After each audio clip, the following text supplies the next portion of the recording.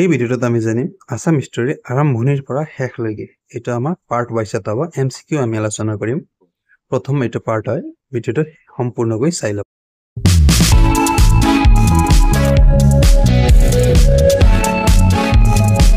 প্ৰথম প্ৰশ্ন এই ধৰণৰ আছে, অসমৰ ইতিহাসক কেইটা যুগত ভাগ কৰিব পাৰি? 12টা, 8টা, 4টা, 6টা। ইয়াৰ ভিতৰত শুদ্ধ এনসাৰটো হ'ব আমাৰ 4টা। কুৱেশ্যন নম্বৰ 2, প্ৰাচীন কালত অসমক কি নামেৰে জনা গৈছিল? বেংমাৰা, কামৰূপ, প্ৰাগজ্যোতিষপুৰ, আহোম। ইয়াৰ সঠিক এনসাৰ হ'ব অপশ্যন নম্বৰ C, প্ৰাগজ্যোতিষপুৰ। আৰু কিয় এইটো আপুনি আগন্তুক MCQ চাই যাব, তাত আপুনি গম পাই যাব যে প্ৰাগজ্যোতিষপুৰ কিয় হয় আৰু কামৰূপ কিয় নহয়। কুৱেশ্যন নম্বৰ 3, অসমৰ প্ৰাক ঐতিহাসিক হিচাপে কোনটো মহাকাব্যক সৰ্বোচ্চ বুলি গণ্য কৰা হয়? যোগিনী তন্ত্ৰ, কালিকা পুৰাণ, অষ্টধাতু, কামাখ্যা তন্ত্ৰ। ইয়াৰ ৰাইট এনসাৰ হ'ব অপশ্যন নম্বৰ A, যোগিনী তন্ত্ৰ। কুৱেশ্যন নম্বৰ 4, প্ৰাগজ্যোতিষপুৰৰ আদিম ৰজা কোন আছিল? নৰকাসুৰ, ভাস্কৰ বৰ্মন, ভীষ্মক ৰজা, মহিৰাংগ দানৱ।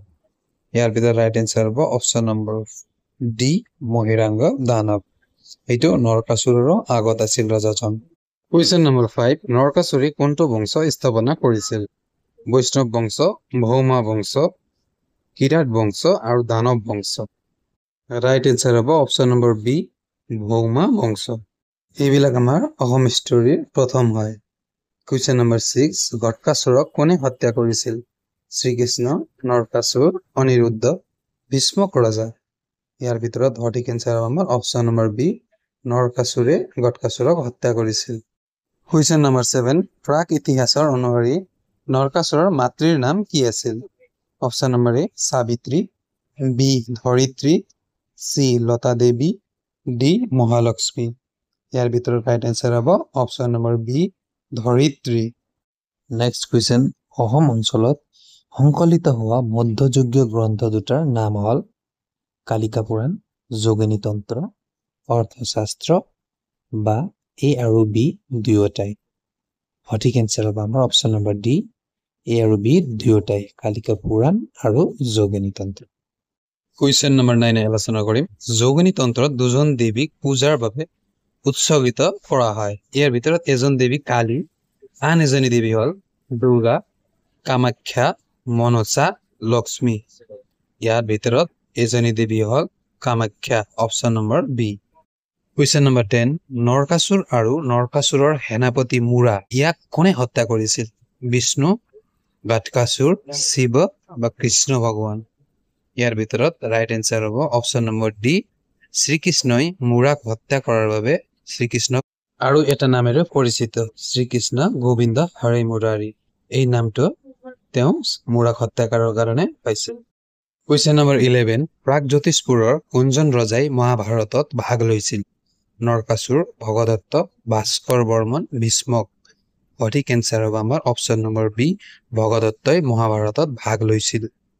12 নম্বৰ কুৱেশ্যন, ভগদত্তৰ হাতীৰ নাম কি আছিল?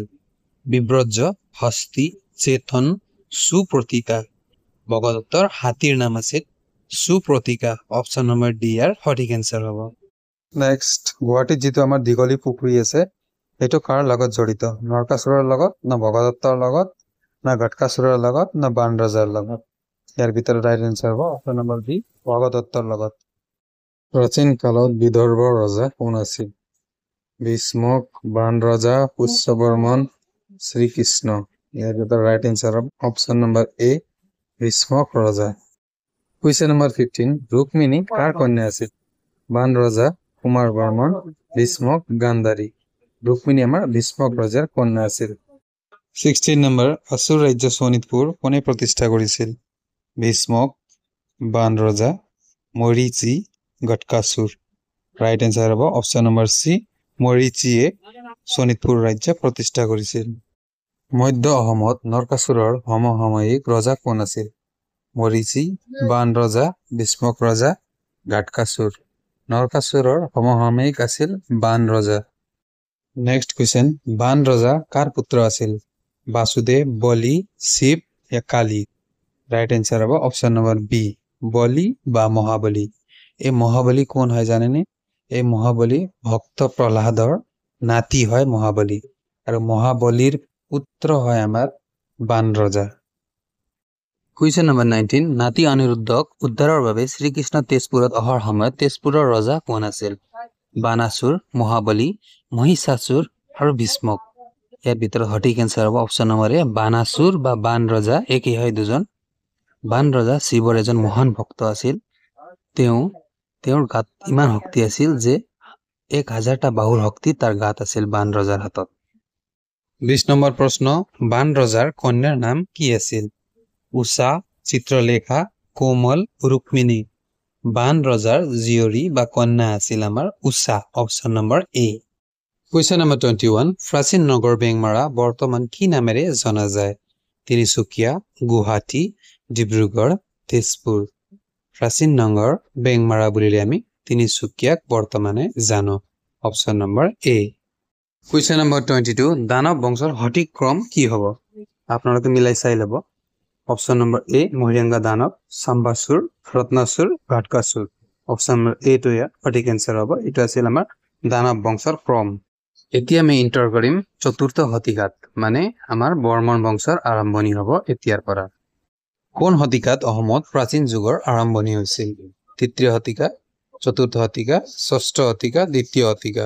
ৰাইট এনচাৰ হ'ব অপশ্যন নম্বৰ বি চতুৰ্থ শতিকাত। প্ৰাচীন অসমৰ ঐতিহাসিক বিৱৰণী কোন বংশৰ পৰা আৰম্ভ হয়? কোচ, পাল, বৰ্মন, ভৌম। ৰাইট এনচাৰ হ'ব অপশ্যন নম্বৰ চি বৰ্মন বংশ চতুৰ্থ শতিকাত আমাৰ অসমত আহে। কুৱেশ্যন নম্বৰ 25 চতুৰ্থ শতিকাত কোনটো বংশই প্ৰাচীন অসমৰ আৰম্ভণি কৰে? আমি আলোচনা কৰিছো। এইটো ৰাইট এনচাৰ হ'ব অপশ্যন নম্বৰ এ বৰ্মন বংশই। কুৱেশ্যন নম্বৰ 26 বৰ্মন বংশৰ আগৰ বংশ কি আছিল? আমি আলোচনা কৰিছো পাল, আহোম, ভৌমা, ডাবল হৈছে আহোম, কিন্তু ৰাইট এনচাৰ হ'ব অপশ্যন নম্বৰ চি ভৌমা বংশ আছিল আমাৰ বৰ্মন বংশৰ আগৰ বংশ। কুৱেশ্যন নম্বৰ 27 বৰ্মন বংশ কোনে প্ৰতিষ্ঠা কৰিছিল? ভাস্কৰ বৰ্মনে, পুষ্য বৰ্মনে, মহেন্দ্ৰ বৰ্মন, ভূতি বৰ্মন। বৰ্মন বংশ পুষ্য বৰ্মনে 330 AD-ত প্ৰতিষ্ঠা কৰিছিল। এতিয়া নেক্সট পাৰ্টত আমাৰ বৰ্মন বংশৰ পৰা আৰম্ভ হ'ব আমাৰ ভিডিঅ'টোৰ লিংক ডিছক্ৰিপশ্যনত পাই যাব, চাই লওক।